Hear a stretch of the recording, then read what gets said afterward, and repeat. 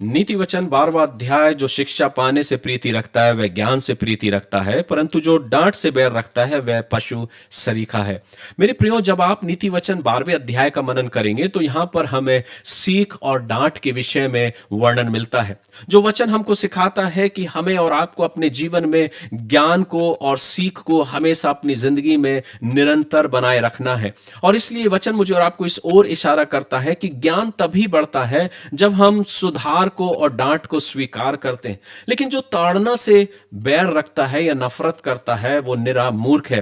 अतः हमें अपने आत्मिक जीवन में परमेश्वर के वचन की सीख बड़ी नम्रता के साथ स्वीकार करना चाहिए, लेकिन सीख के साथ साथ अगर परमेश्वर की डांट भी हमें मिलती है तो उसे भी नम्रता के साथ स्वीकार करना चाहिए, क्योंकि जब हम उसे स्वीकार करते हैं तभी हम ज्ञान में आगे बढ़ते हैं।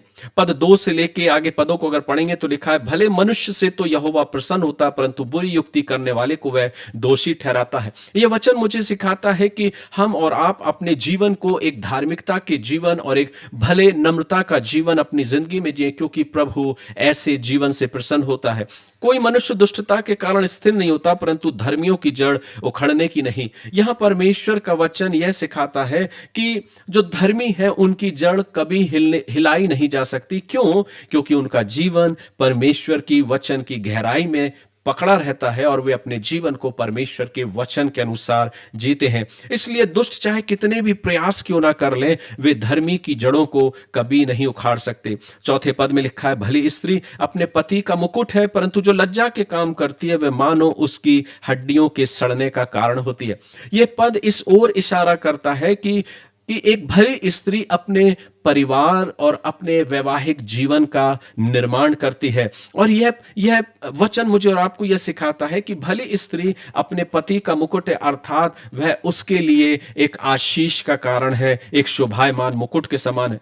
पर जो लज्जा के काम करती है वह मानो अपनी हड्डियों के सड़ने का कारण होती है। अर्थात एक भली स्त्री जो है वह अपने परिवार और परिवार के साथ साथ अपने वैवाहिक जीवन के बारे में भी विचार करती है और उसकी महत्वता को समझती है, क्योंकि धर्मी स्त्री जो है वह घर का निर्माण करती है। जब इसी वचन में हम आगे पढ़ते हैं तो लिखा है, धर्मियों की कल्पनाएं न्याय ही की होती हैं, परंतु दुष्टों की युक्ति छल की है। दुष्टों की बातचीत हत्या करने, घात लगाने के विषय में होती है, परंतु सीधे लोग अपने मुंह की बात के द्वारा छुड़ाने वाले होते हैं। यहां पर दुष्ट और धर्मियों के विषय में एक अंतर दर्शाया गया है और प्रभु उनके जीवन के बारे में वर्णन कर रहा है कि जो धर्मी मनुष्य है वे अपने जीवन में निरंतर परमेश्वर की आशीष को पाते हैं।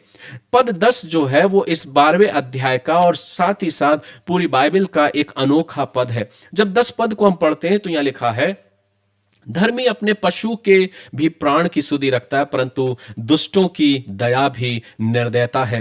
यह पद जो है यह बाइबल का सबसे अनोखा पद है, जो हमें बताता है कि परमेश्वर हमें न केवल मनुष्यों ही की बल्कि मनुष्यों के साथ साथ सृष्टि के हर एक प्राणी की देखभाल करने के लिए जिम्मेदार ठहराता है। क्यों? क्योंकि धर्मी का हृदय कोमल होता है, वह दूसरे के दुखों को समझता है। यह अनोखा पद है जो इस वचन में हमें देखने को मिलता है। आगे हम पढ़ते हैं तो लिखा है, दुष्ट जन बुरे लोगों के जाल की अभिलाषा करते हैं, परंतु धर्मियों की जड़ हरी भरी रहती है।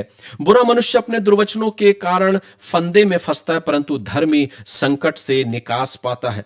यहां पर वचनों की शक्ति के बारे में बताया गया है कि झूठे शब्द जो हैं वो स्वयं इंसान अपने जीवन में अपने झूठे बोलों के द्वारा अपने स्वयं के बुने हुए जाल में फंस जाता है। लेकिन जो इंसान सच्चा वचन बोलता है और उस वचन में स्थिर रहता है वह जीवन को पाता है। जब हम आगे पद को पढ़ते हैं तो हम इस बात को देखते हैं कि ऐसे लोग हैं जिनका बिना सोच विचार कर बोलना तलवार के समान चुभता है, परंतु बुद्धिमान के बोलने से लोग चंगे हो जाते हैं। यह पद मुझे इस बात की ओर इशारा करता है कि जिन वचनों के द्वारा घाव मिलते हैं वही वचन कई बार मरहम का भी काम करते हैं। इसलिए वाणी पर नियंत्रण होना बहुत जरूरी है। एक नियंत्रित वाणी बोले, यही आत्मिक परिपक्वता की पहचान है। जो अपनी वाणी पर लगाम रखता है वो बुद्धिमान मनुष्य ठहराया जाता है। सो मेरे प्रियो, जब इस वचन को हम पढ़ते हैं तो यह वचन 12वां अध्याय मुझे इस ओर इंगित करता है कि हम और आप अपने जीवन में उस धार्मिकता के मार्ग को स्वीकार करें, अपनी जड़ों को परमेश्वर में मजबूत करें, एक नियंत्रित वाणी को बोलें, नम्रता का जीवन रखें और अपने हृदय में कोमलता बनाए रखें। दूसरों की भी चिंता करें और अपने जीवन के द्वारा दूसरे के जीवन को और उत्साहित करें। क्योंकि जब हम वचन को पढ़ते हैं तो वचन हमें इस बात को सिखाता है कि जिस वचन से हृदय टूट जाता है वही वचन दूसरों के लिए उत्साहजनक वचन भी बनता है। लेकिन ये तब संभव होता है कि हमारी वाणी किस प्रकार की है।